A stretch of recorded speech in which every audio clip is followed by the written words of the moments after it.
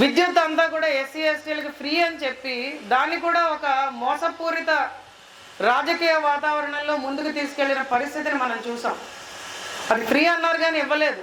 దాని అదనపు భారం మన ఎస్సీ ఎస్టీల మీద పడడం కూడా మనం చూసాం.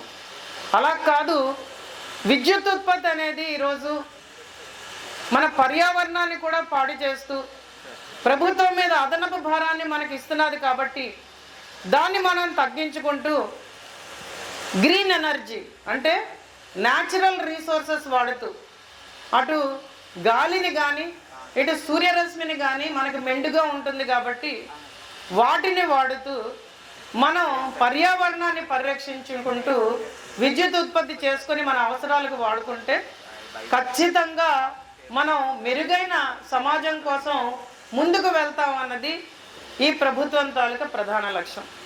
దానిలో భాగంగానే ఈరోజు మన ప్రధానమంత్రి నరేంద్ర మోడీ గారు భారతదేశం మొత్తంలో 1 కోటి ఇళ్లకి మనం ఈ సోలార్ రూఫ్ టాప్ విద్యుత్ ఉత్పత్తి అనేది మనం పెట్టాలని ఆయన ముందుకు రావడం జరిగింది. దానిలో భాగంగానే ఇంకొక తీసుకున్న ప్రతిష్టాత్మక నిర్ణయం ఏంటంటే ఎస్సీ ఎస్టీలు ఆ సబ్సిడీలో ఇచ్చిన డబ్బులు కూడా వాళ్ళు కట్టుకోలేరు కాబట్టి వాళ్ళ కోసం ప్రత్యేకంగా జగ్జీవన్ జ్యోతి విద్యుత్ పథకం కింద పూర్తిగా వాళ్ళకి రాయితీ కల్పిస్తూ, అంటే రూపాయి కూడా వాళ్ళు పెట్టుకోవాల్సిన అవసరం లేకుండా వాళ్ళకి ఒక 200 అడుగుల రూఫ్ టాప్ ఉంటే దాని మీద మనం ఖచ్చితంగా దాన్ని ఇన్స్టాల్ చేసుకొని దాని ద్వారా వచ్చిన విద్యుత్ వాళ్ళ ఇళ్ళకి సరిపోతుంది. కాబట్టి వాళ్ళ ఒక్క పైసా కూడా కట్టని విధంగా పైపెచ్చు వాళ్ళ రూఫ్ టాప్ ఇచ్చినందుకు గాను వాళ్ళకే ఉపయోగపడుతుంది. కానీ దాని మీద కూడా ఒక 200 రూపాయలు ఇచ్చే విధంగా